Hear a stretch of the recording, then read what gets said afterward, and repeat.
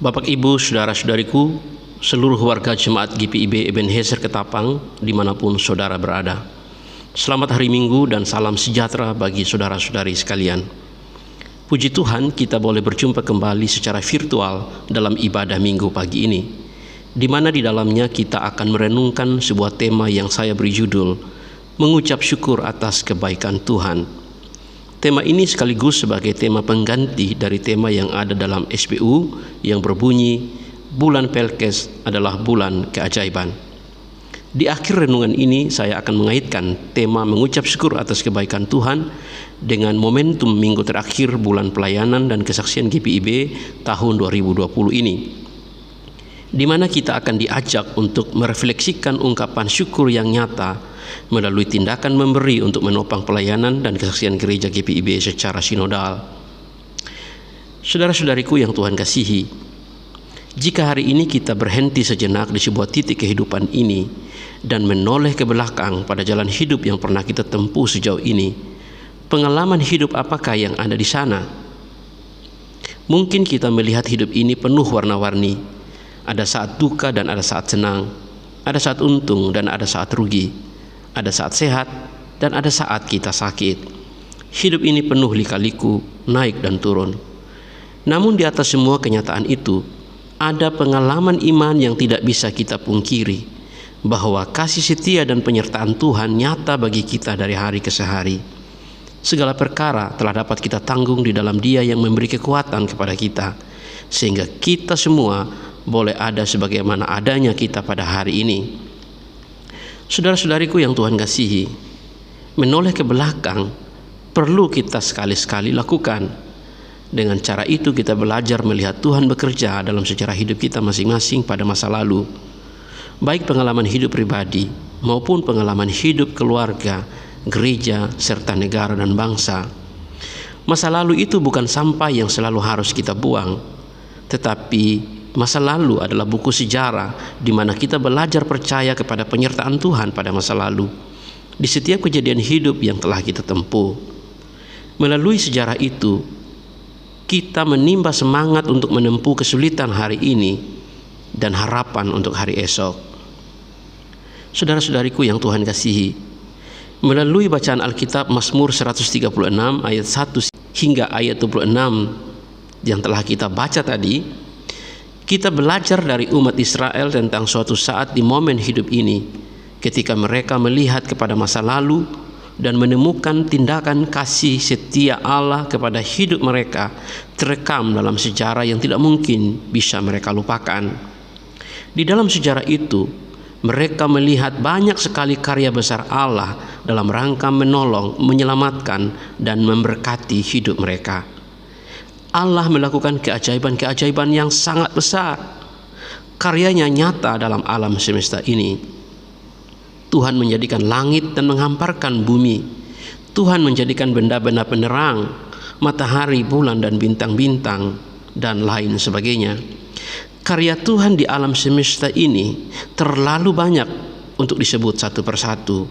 Sungguh tidak bisa dipungkiri. Karya besar Tuhan juga nyata dalam pengalaman perjalanan bangsa Israel keluar dari perbudakan Mesir. Tuhan memukul mati anak-anak sulung Mesir. Ia membawa orang Israel keluar ke negeri perjanjian penuh susu dan madu. Ia lakukan itu dengan tangan yang kuat dan dengan lengan yang terancung. Ia membelah laut berau dan menyeberangkan orang Israel di tengah-tengahnya, tetapi mencampakkan Firaun dan bala tentaranya. Ia memimpin umatnya melalui padang gurun dan memukul kalah serta membunuh raja-raja yang melawan umatnya. Dan Tuhan memberi milik pusaka bangsa-bangsa kepada hambanya Israel. Saudara-saudariku, orang Israel tidak bisa melupakan semua hal itu. Dan mereka bersaksi kepada kita bahwa Tuhanlah yang mengingat dan memperhatikan mereka pada waktu mereka berada dalam titik terendah hidup ini. Ia membebaskan mereka dari para lawan mereka. Bahkan Tuhan memberi roti kepada segala makhluk dan lain sebagainya. Saudara-saudariku yang Tuhan kasihi, berdasarkan semua fakta perbuatan Tuhan itu, yang mereka temukan dalam alam semesta ini maupun di dalam pengalaman mereka sebagai sebuah bangsa. Mereka memberi respon kepada Tuhan, yakni mengucap syukur. Hal mengucap syukur ini diulang 3 kali dalam bacaan Alkitab tadi. Dengan itu, umat Allah masa lalu mengajak semua orang percaya pada segala waktu dan tempat untuk senantiasa menyatakan syukur kepada Tuhan atas perbuatan-perbuatannya yang besar dan ajaib itu. Mazmur ini sering orang Israel nyanyikan sebagai pujian agung kepada Tuhan dalam liturgi ibadah Yahudi mereka. Bersyukurlah kepada Tuhan sebab Ia baik, bahwasanya untuk selama-lamanya kasih setianya. Saudara-saudariku, ada 2 poin penting yang perlu kita perhatikan di dalam seruan untuk bersyukur itu. Pertama, alasan bersyukur kepada Tuhan adalah karena Tuhan baik. Ya, karena Tuhan baik. Kebaikan Tuhan adalah alasan yang mendorong setiap umat percaya untuk bersyukur. Jadi bersyukur bukanlah alat untuk merayu Tuhan agar Tuhan berbuat baik dan memberkati hidup kita. Bersyukur adalah ungkapan sukacita dan kegembiraan hati umat percaya karena kita merasakan limpah ruah kasih dan kebaikan Tuhan di dalam hidup ini sekalipun badai dan angin topan melanda. Kutipan syair lagu Kidung Jemaat 439 mengatakan, berkat Tuhan mari hitunglah, kau niscaya kagum oleh kasih-Nya. Saudara-saudariku yang Tuhan kasihi, jika kita tidak mengalami kebaikan Tuhan dalam hidup kita, sulit bagi kita untuk dapat bersyukur kepada Tuhan. Kebaikan Tuhan dalam hidup ini bagi orang beriman bukan sebatas karena semua hal berjalan mulus sesuai harapan dan keinginan kita tanpa hambatan. Tidaklah demikian. Kebaikan Tuhan di sini adalah sesuatu yang orang percaya imani, bahwa Tuhan turut bekerja dalam segala sesuatu untuk mendatangkan kebaikan. Jadi sekalipun ia pada saat ini sedang menderita sakit atau sedang mengalami suatu pergumulan yang berat, ia tetap percaya pada kebaikan Tuhan. Ia tetap yakin bahwa Tuhan turut bekerja dalam segala sesuatu untuk mendatangkan kebaikan. Dalam kitab Perjanjian Baru, Rasul Paulus adalah salah satu tokoh yang mengalami sendiri masa-masa sukar dan ia bersaksi tentang kebaikan Tuhan yang menolongnya. Dari pengalaman itu, ia menasihati semua orang Kristen untuk senantiasa mengucap syukur kepada Tuhan di dalam segala hal, karena itulah yang dikehendaki Allah di dalam Kristus bagi kita. Saudara-saudariku, hal kedua yang perlu kita perhatikan, mengapa kita perlu mengucap syukur kepada Tuhan? Oleh karena sesungguhnya kasih setia Tuhan untuk selama-lamanya. Hal ini diucapkan sampai 26 kali di dalam bacaan tadi. Kasih setia Tuhan tidak berubah. Langit dan bumi ini berubah. Bahkan orang tua yang melahirkan kita, kasihnya bisa saja pudar, namun kasih setia Tuhan dari selama-lamanya sampai selama-lamanya bagi orang-orang yang mengasihi Dia.